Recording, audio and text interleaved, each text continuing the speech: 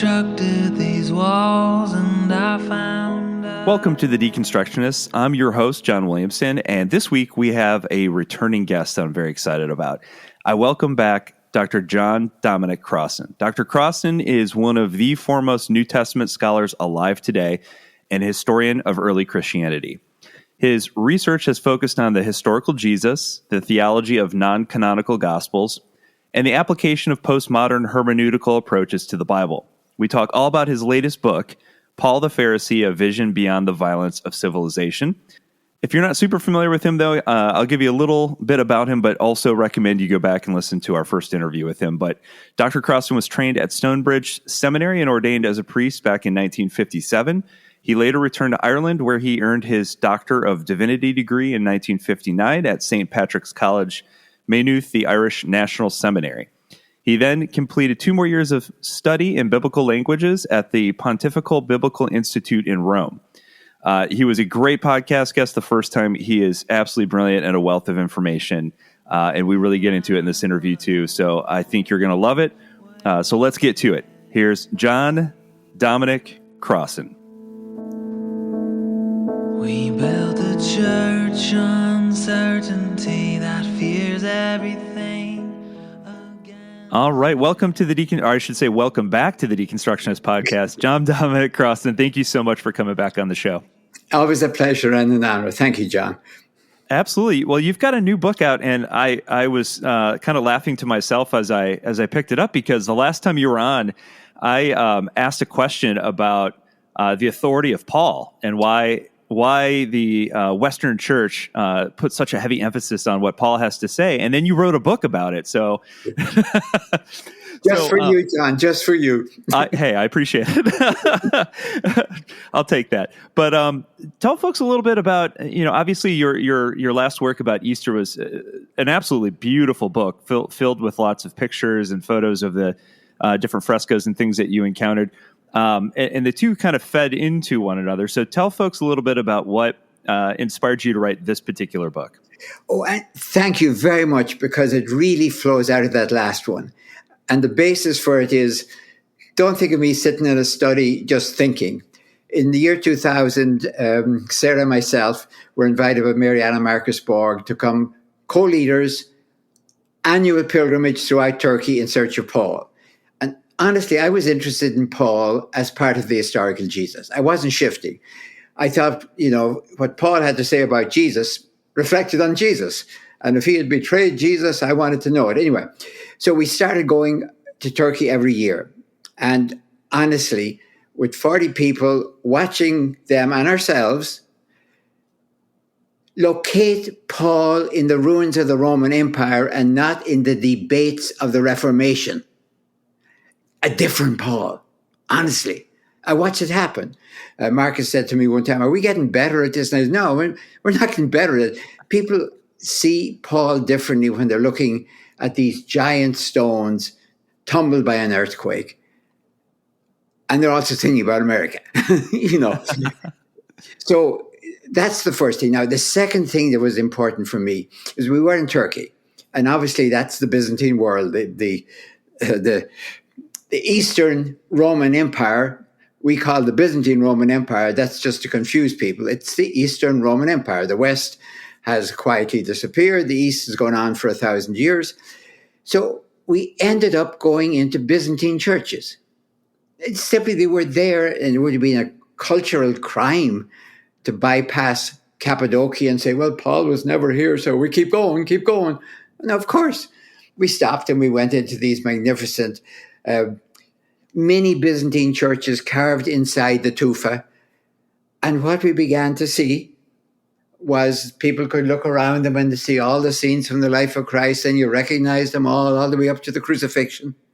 And then you hit the image of the anastasis. It says that over it, so you knew it was the crucifixion. But instead of Jesus coming out of the tomb, all gorgeous, triumphant, but alone, we saw him taking Adam and Eve, the human race that is, by the hand out of death, out of Hades, not out of hell, but out of Hades. So now, every night, Marcus and I do a half-hour lecture. We agreed not to say the same thing, obviously. So he said, I have lectures on Paul. I give one every night. I said, that's fine, because every day I'll try and adapt what I want to say about Paul to where we were. Now, lots of times it worked fine. It was the Roman Empire and so on. But what are you going to do on the nights when you've gone into, say, Cappadocia, Goreme, the park there, Goreme? People have seen this. They've seen all the recognizable scenes, the birth, the transfiguration, into Jerusalem, all the things they recognize. And then this, how come their picture of the resurrection totally different from ours? Everything else is kind of the same. All right, anyway. So I got to talk about that. I got to talk about Paul and the resurrection when they've seen this. And at the end of it, and that's what the main point of the book was, that you mentioned, Resurrecting Easter in 2018, I think. It wasn't really I was shifting from exegesis to art or even Jesus to Paul. I wanted to know this. We have the Western image of the resurrection. Everyone knows it. Jesus is coming out of the tomb, utterly triumphant, but alone. Eastern, coming out with the whole human race. Okay. If Paul had been asked, say, by the Corinthians, because they ask a lot of questions, the Corinthians, supposing they said, now, we know this crucifixion thing you're always talking about. We've seen them. We've seen runaway slaves. We know what it looks like. You talk about resurrection. Could you tell us what we would have seen if we were there? Could you describe? Better, Paul, draw us a picture. Now, here is my question. Would Paul have drawn something about Jesus coming out all by himself? Or would he have drawn something like the Easter one when he comes out with the human race?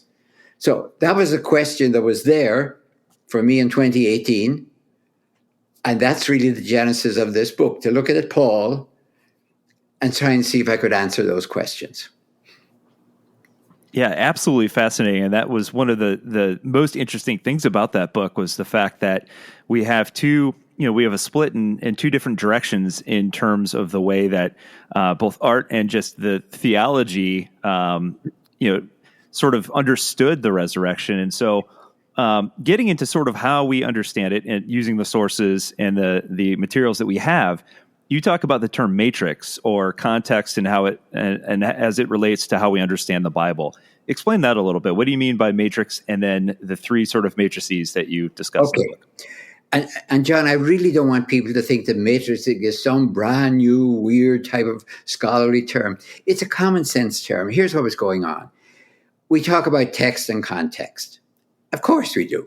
And then I notice people, when they get to the Bible, say it, but then they all talk about text and the context disappears. The Romans sort of disappear.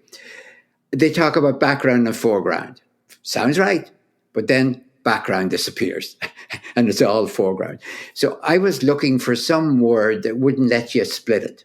And by matrix, I mean simply the background and foreground absolutely interlinked together so you can't separate them. For example, Martin Luther King. Let me say, I'm going to talk about Martin Luther King, but I want to talk about the foreground. I'm not interested in all that background about American racism. Now, you can't do it. Each is influencing the other. That's matrix. So there have been three great matrices, I don't know the plural, in which scholars have investigated Paul. The first one is the Christian matrix, second, the Jewish matrix, the Roman matrix, and then we'll get to the fourth matrix after that. Now, here's what I mean by Christian matrix. In the Reformation, it was great fun and great polemics to think of Paul was a Jew, but he left that evil Judaism and became a good Christian. See, it was just like Luther. He was a good Catholic, but he left that evil Catholic and became a good Protestant. It was perfect. You could take Paul right in and give a Christian interpretation of Paul. Basically, that's what I mean about Paul. You're imagining him as already within Christianity, which he wasn't, of course. Second, the Jewish matrix. And especially after the Second World War, and when scholars began to recognize their responsibility in the anti-Judaism that was so characteristic of Christianity for maybe the racism, the anti-Semitic racism on the horrors of the Holocaust, they said, okay, let's take another look. When Paul says, for example, as he says again and again, that he's proud to be a Jew, but a Messianic Jew. Okay, that gets him in trouble with his fellow Jews, but that's a fight within the family. He ain't converting from Judaism to Christianity, as it were. So you have to put that within the matrix of that. Now, you can't deny it. Paul is absolutely a Jew. There might be another Jew that looks at Paul and says, you're a renegade. Fine, okay. But there's other Jews who says, no, he's the future of Judaism. So it's a little bit like where we live today. I mean, people, it doesn't help you to say, well, he or she's an American. Okay, you might want to ask questions about politics and everything else. Anyway, now the third thing is, you can't talk about Judaism in the first century, especially in the homeland, without saying it's under Romanization. This is not the elephant in the room. It's the herd of elephants stampeding through the room. So you have to think of the homeland Judaism or diaspora Judaism within Romanization. And that's been very influenced, I think, in scholarship since the 1990s, when America began, after the fall of the Berlin Wall, to boast about one world power, and we are the new Roman Empire, which is a strange thing, since it crucified Christianity and burned Jerusalem to the ground. So you wonder why any Christians or Jews would boast about being the new Roman Empire. Anyway, now that's where we were. I'm pushing it to a fourth matrix. And here's what's going on. I want to see Paul, and in fact everything else, within the matrix of evolution. And it came about like this. In 2020, I had a lot of time to read. Like most people, I was confined to barracks, as it were. And so I read certain European philosophers, Jacob Taubes, Alain Badiou, German and French, and then the Italian, Giorgia Agamben. And all of them amazed me because as philosophers, obviously Taubes was Jewish, they were not reading Paul as Christians. In fact, Alain Badiou was emphatic that he wasn't a Christian. It was almost, you want to say, oh, we got it, Alain, cool. They all said Paul was terribly relevant for the 21st century. Now, they were reading him from philosophy. I used them in the book as epigraphs to the chapters because they had inspired me in this sense. Don't be so defensive then. Very often on those tours, we're talking to people who said, well, we don't know if we like Paul. We're just here to see if maybe you guys can make any sense of this jerk. Here's at least were people, non-Christian, who were claiming that Paul was important politically, socially, economically, right now, not just theologically or religiously. So, okay, that was really the inspiration. Let me take a look at Paul from that point of view. But I know better about Paul, with all due respects, than you guys do. I can't debate with you philosophy. No, you'd lose me and find me. I've only read your books on Paul, but I've read them very carefully. I think on your own principles, you could do a better job if you knew more of the history of Paul and you knew more about how to read Luke Acts on Paul. So that was the purpose of the book. But the other thing I was saying, what if we looked at Paul from the point of view of big history, capital B, capital H, evolution? Not just historically, but the big history, which is the biggest history around, evolution. In other words, whether you're a theist or an atheist, or couldn't care less about either of them, I think we all are living under evolution. So it's not like, well, I don't believe in God, so I don't believe in heaven or hell, so I don't believe in all of that stuff. Fine. Then why are we creating heaven and hell every day on earth? And why does it look like hell seems to be winning hands down? Are there other things that control us shall I say, besides the classic view of the theistic God. So that when Nietzsche announced that God is dead, fine, but evolution ain't. Maybe he should have been reading more about evolution and less about theology. So that's the genesis. The fourth matrix I'm proposing as how we should start looking now at Paul, at Christianity, at religion, in the umbrella of evolution. Yeah, I love that. And so, like, let's talk about Paul. And in order to talk about Paul, we have to sort of understand what was happening at the time, and some of the issues that people have with Paul. And that is to say that Paul didn't know Jesus personally, was not one of the original disciples. He was a later convert, and so talk a little bit about how that plays into it, and then also when it comes to, and you talk about this in the book, when it comes to the records that we have, we've got the Gospels, and then there's some debate in there, and then we've got the letters of Paul. So talk about that a little bit. All right. Let me see where exactly to begin. Let me begin where you began. Paul never met Jesus. He didn't wander through the roads of Galilee, so he's diffident about it. He's mildly embarrassed. I mean, Peter did. So doesn't Peter... Peter would probably, so it's a question of authority and identity. And so he dismisses it. Well, even if we have known Jesus in the flesh, we don't know him that way anymore. We all know him in the spirit. Okay, that's a little bit defensive. Fine. But his claim is, and it's itself a radical claim, that he has seen Jesus by vision. Not by delusion or hallucination, but in a vision. He knows it's a vision. He's even willing to say, I don't know if I was in the body or out of the body when I had these visions. That's an honest statement. He doesn't say, I went up to heaven. He says, maybe I was in the body and imagining up to heaven. He's very wise on that. But he claims a vision. And he claims in that vision, he's called by God to be the apostle of the Gentiles, the apostle of the nations. Should remember that ethne in Greek we translate as Gentiles. It's the nations, everyone out there. Now, Peter also has had visions.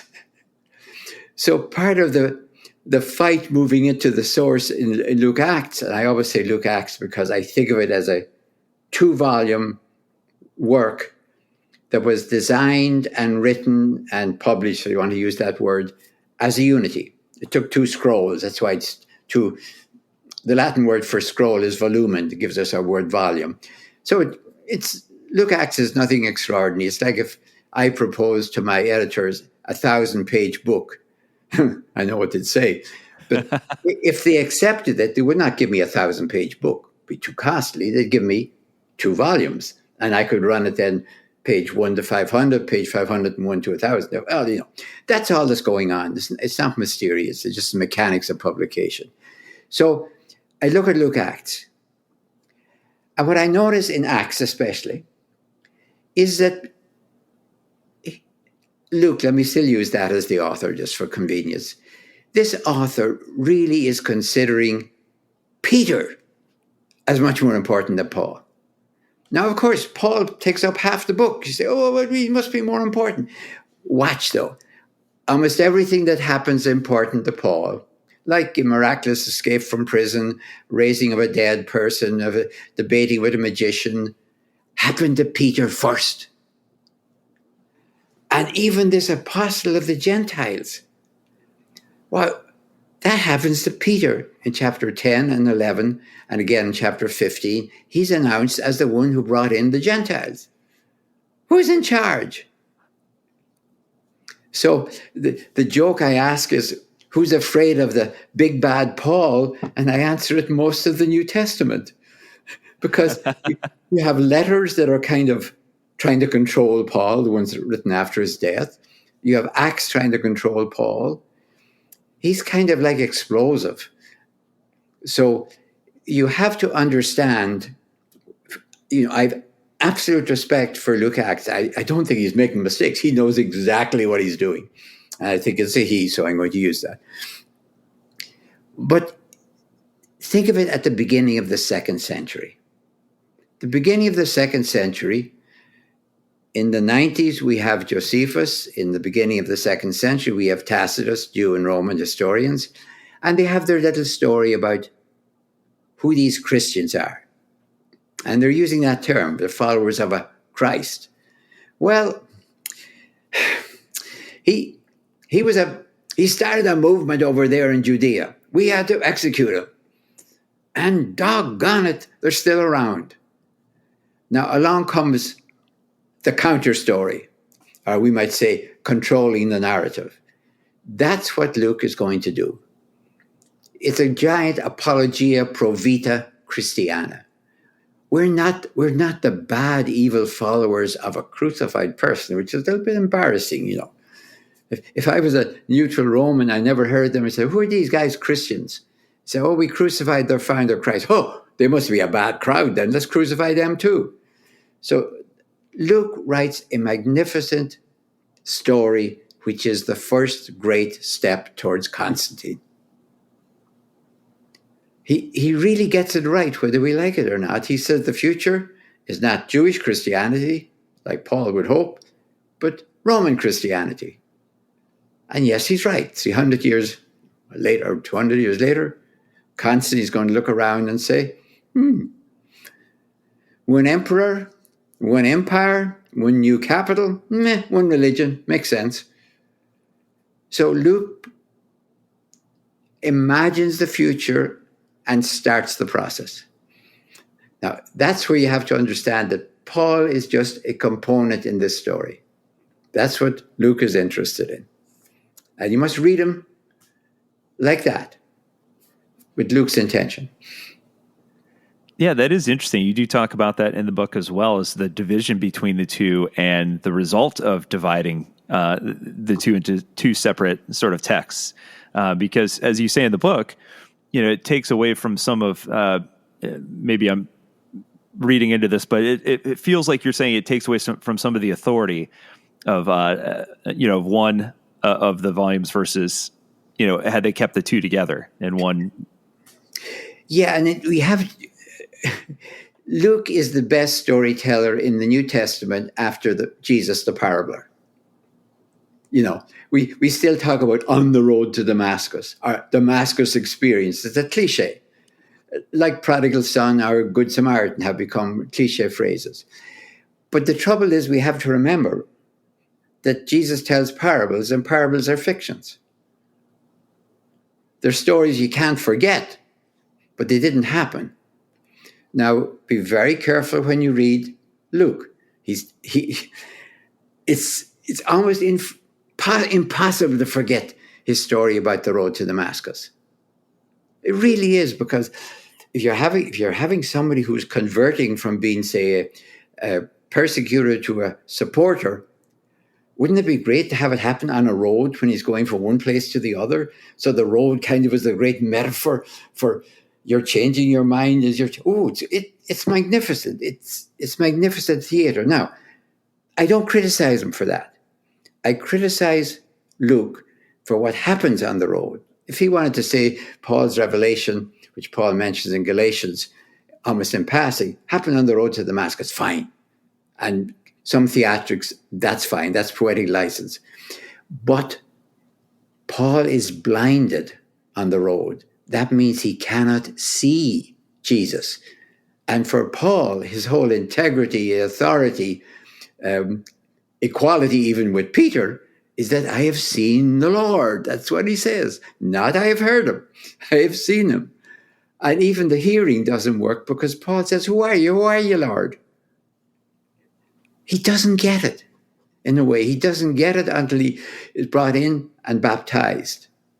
Now, that's great symbolism. Tells any baptized person, you only get it, you're blind before, and then you're baptized and you see it. It's great. It just, Paul would be screaming, I have seen the Lord. That's what makes it be equal to Peter.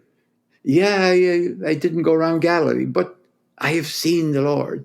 No, you haven't, says Luke. And that makes Peter the one who had the great vision of all animals being clean, as the apostle of the Gentiles.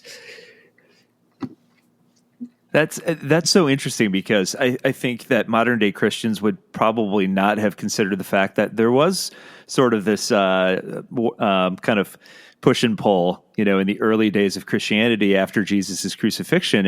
It seems like, it was just this easy transition into whoever was leading the movement at that time, and that was seemingly not the case. Yeah, and that's the great telling of the metaphor. It's like, so many stories of origins, including our own in this country. Everything is beautiful. You just sail across, and it's hard not to, because somehow or other you got through it all. And certainly if we're reading the disputes, we might say, well, we're not interested. That's not a big dispute for us anymore. Yeah, but we have ours. We have our different ones. So yes, it's very important for me that you read Luke, understand what he's doing, that you don't use him like a Pauline buffet, take this, leave that, like this. What integrity do you have in choosing this about Paul from Acts, but not taking that? At least have some reason within the purpose of Luke. What is Luke up to? Within that purpose, and I see why he put it that way. I see why he disagrees with Paul. And in this case, I'm certainly going with Paul. No, I don't think Paul is lying in Galatians, say. I think Luke is writing from his point of view to say Christians are innocent. Yes, this is the dangerous part. Jews tend to riot a lot. Not our fault. And every Roman that Jesus or Paul ever meets, every one declares them innocent.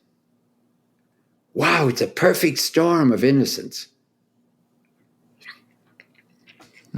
Yeah, it's so interesting. One of the other things I'd love to have you touch on really quickly before we move on to this next section here, you also mentioned the fact that, and this is something we've talked about in the podcast before, is there's even some dispute amongst the writings attributed to Paul in terms of which ones were authentically Paul versus someone writing using the authority of Paul. Talk about that a little bit, because I do think that's important as well. All right. It is. And here I'm going to go with the consensus of scholarship. That doesn't prove it's right, but it just moves. It's a consensus. That there are 7 authentic letters of Paul. And those are Romans and Galatians, 1st and 2nd Corinthians, Philemon, Philippians, and who am I missing? 1st Thessalonians. Okay, 7. Now, the other letters that are attributed to Paul, we used to say in the seminary, well, those are simply written by disciples after his death to say, well, if he was here today, this. They really aren't. They are not just post-Pauline, which they are. They're not just pseudo-Pauline, which they are. They're in many ways anti-Pauline, not in everything. But for example, I hate what I'm going to say, in the social effects of Christianity, but that makes it seem like these are up for discussion. They are the heart of Christianity as it operates. I mean, that's the best way to put it. So it's not, well, whether you can have slaves or not, that's not a Christian question. Yes, it is. I think Paul in Philemon is quite clear, as I understand Philemon. The Philemon is a slave. His name is Onesimus, by the way. He uses his name. Most Romans, when they talk about their slaves, don't bother with their names. It means useful in Greek, but anyway, it's a slave name. And he's telling Philemon, you can't have a Christian slave. At least a Christian cannot have a Christian slave. Whether he's willing to say that's for everyone, that's more. Now, when you read Colossians and Ephesians, the answer is, of course Christians have Christian slaves.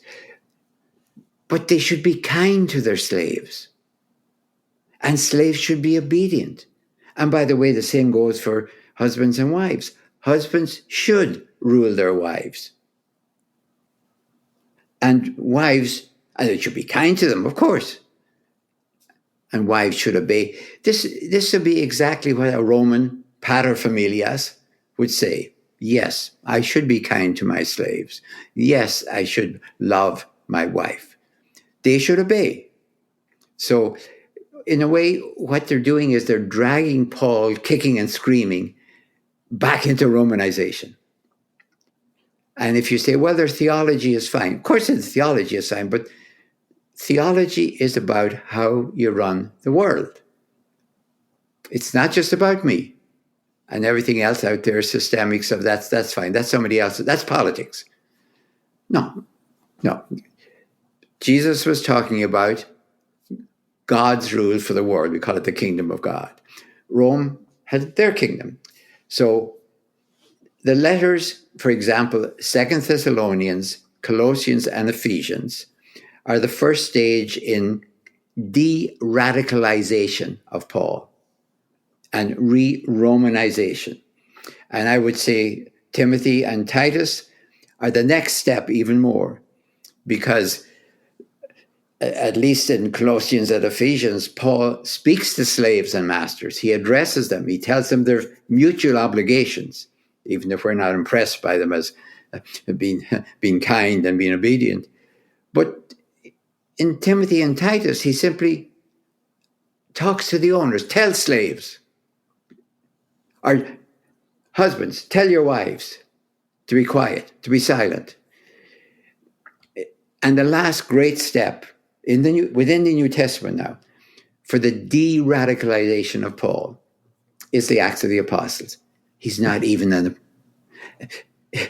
least those letters say he's an apostle even of the nations. In Acts, as we saw, he's not even an apostle, let alone an apostle of the nations. So there is a whole process in the New Testament itself of getting Paul under Peter. And that goes on then later in the first 100 years of then, Christians think, how do we get Paul and Peter back together again? Because the Romans had Romulus and Remus as the hero twins of their city. Rome, we would like to have Petrus and Paulus, Romulus and Remus. See, it almost rhymes. We'd like to have them as the hero twins of Rome. But in the New Testament, they're all fighting. Paul calls Peter a hypocrite. And Peter says in the epistle attributed to Peter, lots of people can't understand Paul and get him wrong. So they have all of these images of Peter embracing Paul. I mean, they're embracing one another, but if you look at whose arms are on the outside, it's always Peter. And I'm thinking of a belt buckle that was found in the ruins under Vesuvius, found at Stabia, so in 79 CE, obviously. It's a belt buckle of a Christian, obviously, and it has Peter and Paul embracing one another. This is the last great act in what we're watching. First of all, they're de-radicalize him, and then Peter and Paul embrace. And so we're home. Peter and Paul now are the hero twins of Christian Rome, and they didn't kill one another. They didn't even fight with one another. Romulus and Remus, Romulus killed Remus. There was your hero twins. So we have arrived, and we're better than you are. And that's the whole sweep. And that's within the New Testament. The embraces in 79, that's even before Luke, because anyone who'd heard the story would know there was some kind of a row between Peter and Paul. Have a face. Does he have a body or even a name? If he does he know that I'm alive? Is God even here? Does she care that I doubt? Does she care that I fear? Something tells me God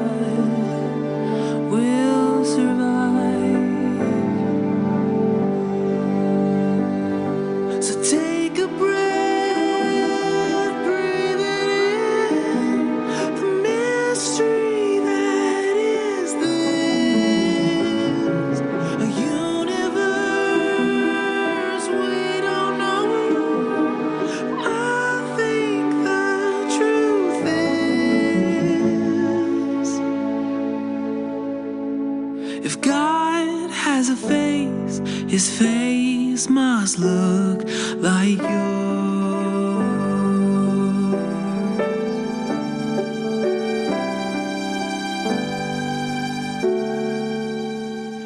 Did God kill his kid?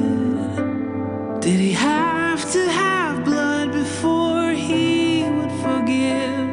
Maybe we made a God that looks like us. Does God know my name? Is the ache in my soul just confined to my brain? Even so, does that mean it's not real? So take a breath, breathe it in, the mystery that is this, a universe we don't know, but I think the truth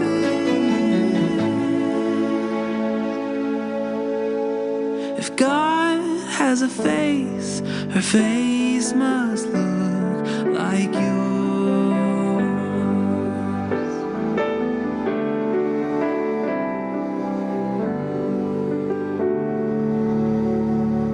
A face like a Tina, an Ahmed or Mildred, a Russ and his husband, Gus and their children. Face like a Kim, a Ted or Tyrone, a Lucy born with an extra chromosome, a Pablo with legs he can't move by himself, a girl born a Daniel who now is Danielle, a Bill H. and Yee, even white guy's name Todd. If you have a heartbeat, you are the face of God.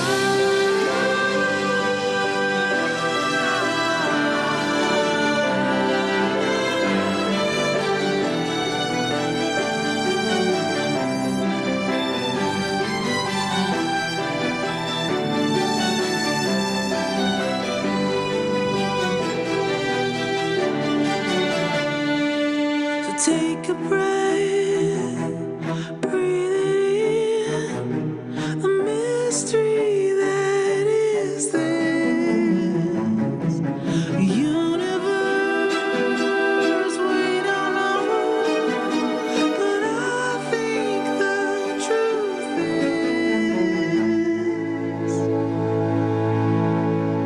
if God has a face, her face must look. If God has a face, his face must look. If God has a face, the face it must be yours.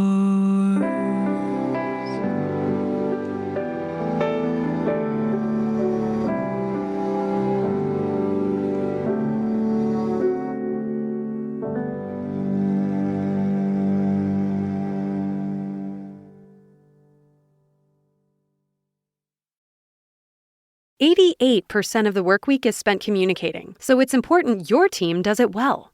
Enter Grammarly.